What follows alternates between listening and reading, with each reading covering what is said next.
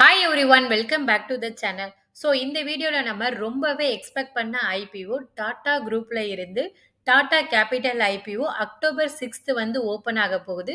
So already பார்த்தீங்கன்னா 2023 அதாவது 2 இயர்ஸ்க்கு முன்னாடி டாடா டெக்னாலஜி ஐபிஓ வந்து இஷ்யூ பண்ணாங்க. அதோட ஹைப் பார்த்தீங்கன்னா ரொம்பவே அதிகமா இருந்துச்சு. அரவுண்ட் 160% வரை லிஸ்டிங் கெயின் வந்து குடுத்தாங்க. ஸோ இப்போ கரண்ட்டா பார்த்தீங்கன்னா டாடா கேபிட்டல் ஐபிஓ வரப்போது. டாடா டெக்னாலஜியோட ஐபிஓ சைஸ் பார்த்தீங்கன்னா, ஜஸ்ட் 3000 கோடி தான். பட் இந்த டாடா கேபிட்டலோட எக்ஸ்பெக்டட் ஐபிஓ சைஸ் பார்த்தீங்கன்னா, அரவுண்ட் 17,000 கோடி வரை இஷ்யூ பண்ணலான்னு இருக்காங்க. ஸோ ஆல்ரெடி இஷ்யூ பண்ணத விட ஆல்மோஸ்ட் 5.5 டைம்ஸ் வந்து இந்த ஐபிஓ சைஸ் பெருசா இருக்கு.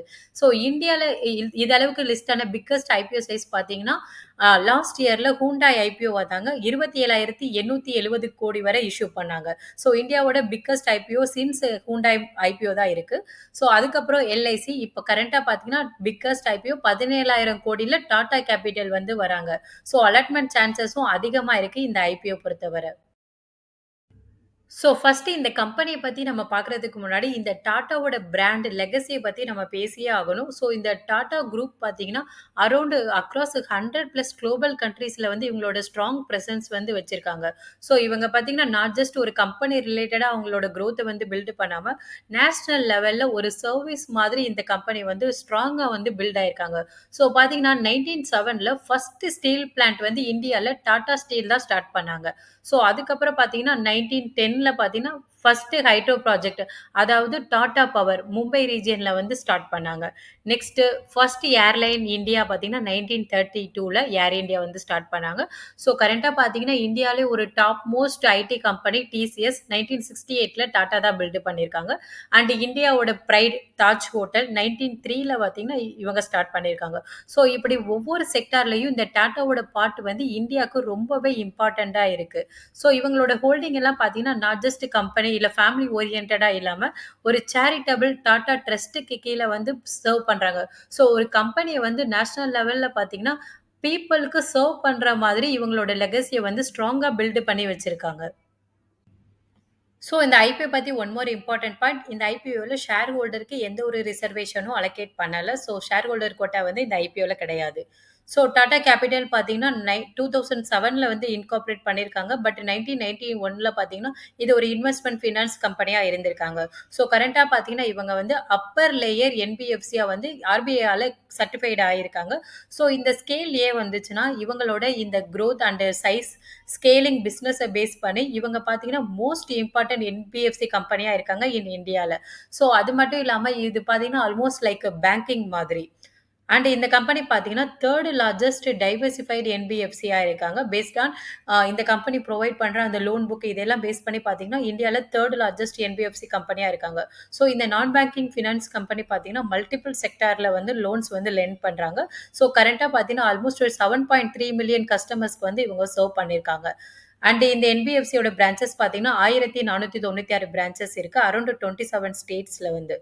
அண்ட் இந்த கம்பெனியோட மோஸ்ட் இம்பார்ட்டன்ட் மைல்ஸ்டோன் பார்த்தீங்கன்னா, 2024 அண்ட் 25 ஸோ ரீசென்ட் டேஸ்ல வந்து மெர்ஜ் பண்ணியிருக்காங்க. ஸோ லாஸ்ட் இயர் பார்த்தீங்கன்னா, டாட்டாவோட கிளீன் டெக் ஃபினான்ஸ் கம்பெனி வந்து டாடா கேபிட்டலோட மெர்ஜ் பண்ணியிருக்காங்க. ஸோ கிளீன் டெக் என்ன பண்ணுவாங்கன்னா, ரெனியூவபிள் எனர்ஜி ரிலேட்டடான ப்ராஜெக்ட்ஸ்க்கு வந்து ஃபினான்சிங் அண்ட் அட்வைசரி சர்வீஸ் வந்து குடுப்பாங்க. ஸோ இந்த கம்பெனி மெர்ஜ் ஆனதுனால டாடா கேபிட்டல் வந்து ஒரு கோர் இன்வெஸ்ட்மென்ட் கம்பெனி லைசென்ஸ் வந்து கிடைச்சிருக்கு. ஸோ இதனால தான் இந்த டாடா கேபிட்டல் கரண்ட்டா என்பிஎஃப்சி இன்வெஸ்ட்மென்ட் அண்ட் கிரெடிட் கம்பெனியா வந்து மாறியிருக்காங்க. நெக்ஸ்ட் கரண்ட் இயர்ல பார்த்தீங்கன்னா, டாடா மோட்டார் ஃபினான்ஸ் லிமிடெட் பார்த்தீங்கன்னா, டாடா கேபிட்டலோட மெர்ஜ் பண்ணியிருக்காங்க. ஸோ இதனால பார்த்தீங்கன்னா, டாடா கேபிட்டல்ன்ற ஒரு சிங்கிள் என்டிட்டிக்குள்ள மல்டிபிள் டைவர்சிஃபைடு லோன்ஸ் மட்டும் இல்லாம ஆட்டோ, கார், வெஹிக்கல் இந்த மாதிரி ஃபினான்சிங்கும் டாடா கேபிட்டல் கீழ வந்து கொண்டு வந்திருக்காங்க. ஸோ இதனால பார்த்தீங்கன்னா, டாடா கேபிட்டல் வந்து இந்தியால ஸ்ட்ராங்கான ஒரு என்பிஎஃப்சி கம்பெனியா பிக்கர் ஒரு கேபிட்டலோட இந்த நான் பேங்கிங் ஃபினான்ஸ் செக்டார்ல வந்து சர்வ் பண்றாங்க. ஸோ டாடா கேபிட்டல் என்பிஎஃப்சியோட பிசினஸ் மாடல் பார்க்கலாம். ஸோ இந்த கம்பெனில கரண்ட்டா பார்த்தீங்கன்னா, 2.33 லேக் க்ரோர் வர இவங்கள்ட்ட லோன் புக் வந்து வச்சிருக்காங்க. ஸோ இந்த லோன் புக் சைஸ பேஸ் பண்ணி பார்த்தீங்கன்னா, இவங்க இந்தியாவிலே 3 லார்ஜஸ்ட் என்பிஎஃப்சி கம்பெனியா இருக்காங்க. ஸோ இவங்க ப்ரொவைட் பண்ற லோன்ஸ் பார்த்தீங்கன்னா, அரவுண்ட் 25 பிளஸ் லெண்டிங் ப்ராடக்ட்ஸ் வந்து வச்சிருக்காங்க. ஸோ இவங்களோட லோன் புக்ல பார்த்தீங்கன்னா, ஒரு சிங்கிள் லோன்ல நாட் மோர் தென் 20%க்கு வந்து லோன் இருக்காது. ஸோ டைவர்சிஃபைடா மல்டிபிள் ப்ராடக்ட்ஸ்ல வந்து இவங்க வந்து லோன் வந்து குடுத்துட்டு வராங்க. அண்ட் பிசினஸ் வெர்டிகல பொறுத்தவரை, இவங்க 2 செக்மென்ட்ல வந்து வொர்க் பண்றாங்க. ஒண்ணு வந்து லெண்டிங் பிசினஸ், இன்னொன்னு நான் லெண்டிங் பிசினஸ். ஸோ இந்த லெண்டிங் பிசினஸ்லயும் 3 வெர்டிகல்ல வந்து லோன் ப்ரொவைட் பண்றாங்க. ஸோ ஃபர்ஸ்ட்டு பார்த்தீங்கன்னா, retail financing. So total loan புக்ல 61% பார்த்தீங்கன்னா, ரீட்டெயில் ஃபினான்சிங் மூலமா தான் இஷ்யூ பண்ணியிருக்காங்க. ஸோ இந்த கன்சியூமர் லோன்ஸ் பார்த்தீங்கன்னா, home loan, vehicle loan, education loan இந்த மாரி பெர்சனல் லோன்ஸ் எல்லாமே வந்து இந்த ரீட்டெயில் ஃபினான்ஸ் கீழ வந்து குடுத்துட்டு வராங்க. நெக்ஸ்ட்டு பார்த்தீங்கன்னா, எஸ்எம்இ ஃபினான்ஸ். ஸோ இது பார்த்தீங்கன்னா, ஸ்மால் அண்ட் மீடியம் என்டர்பிரைஸ் கம்பெனிஸ்க்கு வந்து லோன் வந்து ப்ரொவைட் பண்றாங்க. ஸோ இந்த கமர்ஷியல் லோன்ஸ் பார்த்தீங்கன்னா, டோட்டல் லோன் புக்ல 26% வரை இஷ்யூ பண்றாங்க. ஸோ இந்த என்டர்பிரைஸ்க்கு வேண்டிய ஒர்க்கிங் கேபிட்டலுக்காகவும், ஆப்பரேஷனுக்காக, எக்யூப்மென்ட் பர்ச்சேஸ் பண்றதுக்காக, ஃபேக்டரி லீசிங்க்காக இந்த மாரி மல்டிபிள் பர்ப்போஸ்க்காக இந்த ஸ்கீம் கீழ இந்த ப்ராடக்ட்ஸ் கீழ வந்து இவங்க வந்து லோன் இஷ்யூ பண்றாங்க.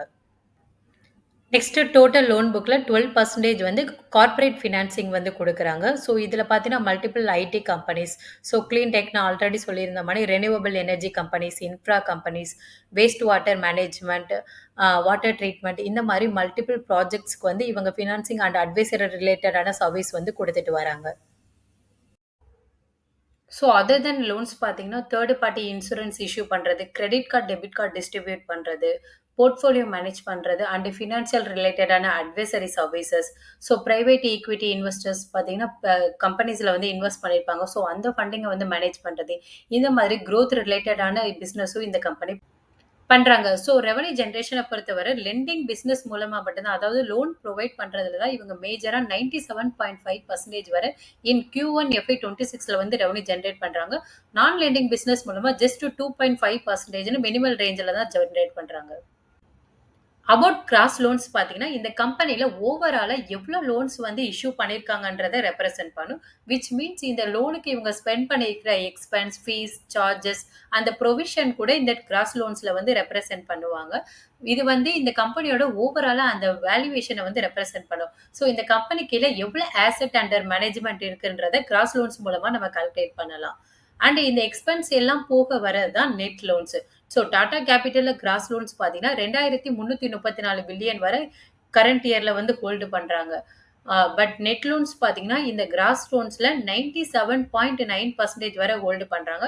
ஸோ இந்த 97% லோன்ஸ் தான் பார்த்தீங்கன்னா, இந்த டாடா கேபிட்டலுக்கு வந்து கலெக்ட் பண்ற அமௌண்ட். பேலன்ஸ் எல்லாம் பார்த்தீங்கன்னா, எக்ஸ்பென்ஸ் புரோவிஷன்ஸ்க்கு வந்து போயிரும்.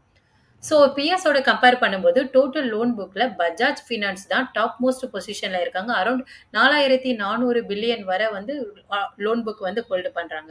செகண்ட் லார்ஜஸ்ட் பார்த்தீங்கன்னா, ஸ்ரீராம் ஃபினான்ஸ் இருக்காங்க. ஸோ இந்த கம்பெனி பார்த்தீங்கன்னா, என்பிஎஃப்சில 3 லார்ஜஸ்ட் பொசிஷன்ல இருக்காங்க. ஸோ டாடா கேபிட்டலோட இந்த லோன்ஸ் எல்லாம் பார்த்தீங்கன்னா, ஆர்கானிக்கா டாடா கேபிட்டல் மூலமா தான் 99% இந்த லோன் புக்ல இருந்து குடுத்துருக்காங்க. விச் மீன்ஸ் எந்த ஒரு லெண்டர்ஸ் இல்ல வேற லெண்டர்ஸ் கிட்ட இருந்து பர்ச்சேஸ் பண்ணி இஷ்யூ பண்ணது இல்ல. டைரக்ட்டா டாடா கேபிட்டல் மூலமா ஆர்கானிக்கா குடுத்த லோன்ஸ் தான் இந்த கம்பெனில ஹோல்டு பண்றாங்க. அண்ட் 80% லோன்ஸ் பார்த்தீங்கன்னா, செக்யூர்ட் பண்ணியிருக்காங்க. விச் மீன்ஸ் அந்த லோன்ஸ்க்கு வந்து ஏதோ ஒரு அசெட்டோ, ப்ராப்பர்ட்டியோ வந்து கொலட்ரலா வச்சு லோன் வந்து இஷ்யூ பண்ணியிருக்காங்க. ஸோ செக்யூர்ட் லோன்ஸ் அதிகமா இருக்குன்றது இந்த கம்பெனிக்கு பாசிட்டிவ் ஃபேக்டரா இருக்கும். ஃபினான்ஸ் கம்பெனிய பொறுத்தவரை எவ்ளோ லோன் வந்து இவங்களுக்கு ரீபே பண்ண முடியாத நிலைமையில இருக்காங்கன்றத கால்குலேட் பண்ணணும். ஸோ அதுக்கான இம்பார்ட்டன்ட் மேட்ரிக்ஸ் தான் வந்து cross NBA and net NBA. So இந்த கிராஸ் என்பிஏன்னா பார்த்தீங்கன்னா, கஸ்டமர் வந்து லோன இந்த 90 டேஸ் பீரியட்ல வந்து எந்த ஒரு பேமெண்ட்டும் பண்ணாம இருப்பாங்க. ஸோ அந்த லோன்ஸ் எல்லாமே கிராஸ் என்பிஏக்குள்ள வரும். கரண்ட்டா பார்த்தீங்கன்னா 2.1% வந்து வச்சிருக்காங்க. ஸோ பிஎஸ்ஸ கம்பேர் பண்ணும்போது 4த் லோயஸ்ட் பொசிஷன்ல இருக்காங்க.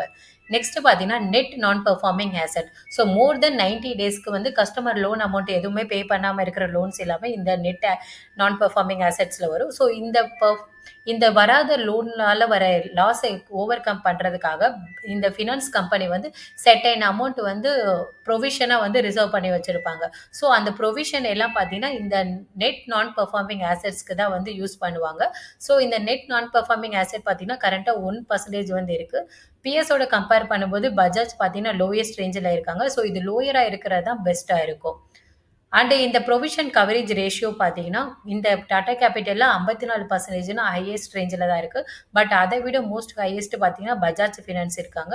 அண்ட் ஆதித்யா பிர்லா பார்த்தீங்கன்னா, லோயஸ்ட் ரேஞ்சில வந்து இருக்காங்க. ஸோ இந்த கம்பெனில அரவுண்ட் 54% லோன் வர ப்ரொவிஷனால வந்து கவர் பண்ணியிருக்காங்க. ஸோ இந்த கம்பெனிக்கு ரெவன்யூ எப்படி ஜென்ரேட் பண்றாங்கன்னா, இவங்க குடுக்குற ரீட்டெயில், எஸ்எம்இ லோன்ஸ் பார்த்தீங்கன்னா, 87% வரை குடுத்துருக்காங்க. அந்த லோன்ஸ் மூலமா வர இன்ட்ரெஸ்ட் இன்கம் தான் 91% வரை கரண்ட் இயர்ல வந்து ரெவன்யூ ஜென்ரேட் பண்ணியிருக்காங்க. அது போக பார்த்தீங்கன்னா, இவங்க குடுக்குற இந்த service, charges, advisory fees, value added services மூலமா 6.3% வரை ரெவன்யூ ஜென்ரேட் பண்றாங்க. நெக்ஸ்ட் பார்த்தீங்கன்னா, ஃபேர் வேல்யூ சேஞ்சஸ் மூலமா 1%, டிவிடெண்ட் இன்கம் இவங்களோட சப்சிடரி இன்வெஸ்ட்மென்ட் கம்பெனி மூலமா டிவிடெண்ட் வரது மூலமா 0.1% வரை ரெவன்யூ ஜென்ரேட் பண்ணியிருக்காங்க. அண்ட் இவங்க ஜென்ரேட் பண்ற ரெவன்யூல பார்த்தீங்கன்னா, அரவுண்ட் 83% வரை எக்ஸ்பென்ஸ் வந்து ஸ்பெண்ட் பண்றாங்க. ஸோ இவங்களோட இதுக்கு ரீசன் வந்து இவங்களோட டெப்ட் வந்து இயர் ஆன் இயர் வந்து இம்ப்ரூவ் ஆயிட்டே வராங்க. ஸோ கடன் அதிகமா வாங்குறதுக்கு ரீசன் என்னன்னா, கடன் வாங்குறது மூலமா தான் கஸ்டமர்ஸ்க்கு வந்து இந்த கம்பெனியால லோன் குடுக்க முடியும். அதனால தான் இந்த கம்பெனில டெப்ட் பார்த்தீங்கன்னா அதிகமாகுது. அண்ட் ஆல்சோ பார்த்தீங்கன்னா, ஆசெட்டோட கவுண்ட்டும் இன்கிரீஸ் ஆகுது. ஸோ ஆசெட்டும் டெப்ட்டும் பார்த்தீங்கன்னா, அரவுண்ட் 80%ல வந்து இம்ப்ரூவ் ஆகுறது இவங்களோட லோன் புக்கோட எக்ஸ்பான்ஷன வந்து ரெப்ரசன்ட் பண்ணுது. ஸோ டெப்ட் வந்து கரண்ட் இயர்ல அதிகமா இருக்கிறனால தான் இந்த கம்பெனில அரவுண்ட் டோட்டல் எக்ஸ்பென்ஸ்ல அரவுண்ட் 53% வரை ஃபினான்சியல் காஸ்ட்டுக்காக வந்து ஸ்பெண்ட் பண்றாங்க. ஸோ அந்த லோனுக்கு பே பண்ற இன்ட்ரெஸ்ட் ரேட்ட வந்து ரெப்ரசன்ட் பண்ணுது. அண்ட் ஆல்சோ பார்த்தீங்கன்னா, இந்த கம்பெனில ரெவன்யூ பார்த்தீங்கன்னா, இயர் ஆன் இயர் வந்து ஸ்டெடியா குரோ ஆகுது. இன் எஃப்ஐ 23 கம்பேர் பண்ணும்போது ஆல்மோஸ்ட் டபுள் த மடங்கு வந்து இவங்களோட ரெவன்யூ வந்து குரோ ஆயிருக்கு. அண்ட் பேட்ட பொறுத்தவரை பார்த்தீங்கன்னா, அரவுண்ட் 24%ல வந்து குரோ ஆயிருக்காங்க இன் லாஸ்ட் 2 இயர்ஸ்ல. இபிடாவும் பார்த்தீங்கன்னா, ஆல்மோஸ்ட் டபுள் த மடங்கு இன்னும் லாஸ்ட் 2 இயர்ஸ்ல வந்து குரோ ஆயிருக்காங்க. ஸோ ஃபினான்ஷியல் பொறுத்தவரை இந்த கம்பெனி ஸ்ட்ராங்கா இருக்காங்க. ஆர்ஓஇ ரிட்டர்ன் ஆன் நெட் வொர்த்தும் ஸ்ட்ராங்கா இருக்கு.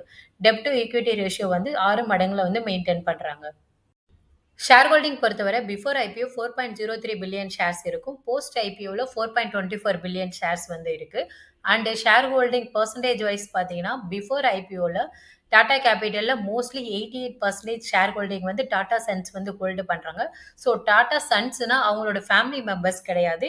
இந்த டாடா குரூப்போட சேரிட்டபிள் ட்ரஸ்ட் தான். ஸோ இந்த ட்ரஸ்ட் பார்த்தீங்கன்னா, டாடா சன்ஸ்ல 66% ஷேர் ஹோல்டிங் வச்சிருக்காங்க. ஸோ டாடா சன்ஸ்ன்றது இவங்களோட ட்ரஸ்ட்டோட ஹோல்டிங் தான். ஸோ ப்ரொமோட்டர் அண்ட் ப்ரொமோட்டர் குரூப்போட ஹோல்டிங் பார்த்தீங்கன்னா, பிஃபோர் ஐபிஓ 96%ல இருந்து போஸ்ட் ஐபிஓல பார்த்தீங்கன்னா 85%ஆ வந்து குறையுது. ஸோ இந்த வீடியோல நம்ம டாடா கேபிட்டல் கம்பெனி எப்படி ஒர்க் ஆகுது, இவங்களோட ஃபினான்ஷியல் பெர்ஃபார்மன்ஸ் எப்படி இருக்கு, அண்ட் இவங்களோட லோன் புக்ஸ் பியர்ஸோட கம்பேர் பண்ணும்போது எப்படி இருக்காங்க, அண்ட் பிசினஸ் மாடல் எல்லாமே டீட்டெயில்டா பார்த்தோம். ஸோ நெக்ஸ்ட் பார்ட் 2 வீடியோல இந்த ஐபிஓட வேல்யூவேஷன் அண்ட் பிஎஸோட கம்பேர் பண்ணும்போது இவங்க எப்படி வேல்யூவேஷன்ல வராங்க, ஃபியூச்சர் ரெவன்யூ ப்ரொஜெக்ஷன் அண்ட் இந்த ஐபிஓல நம்ம இன்வெஸ்ட் பண்ணலாமா வேண்டாமா, ஆங்கர் இன்வெஸ்டர்ஸோட டிமாண்ட் எப்படி இருக்கு, இந்த ஐபிஓல எவ்வளோ அளவுக்கு லிஸ்டிங் கிடைக்கிறதுக்கு சான்சஸ் இருக்கு, இது எல்லாமே டீட்டெயில்டா ஃபைனல் வெர்டிக்டா நம்ம பார்ட் 2ல வந்து டிஸ்கஸ் பண்ணலாம். ஸோ பார்ட் 2 நீங்க பார்க்கணும்னா சேனலை மறக்காம சப்ஸ்கிரைப் பண்ணி பாருங்க. Thanks to all.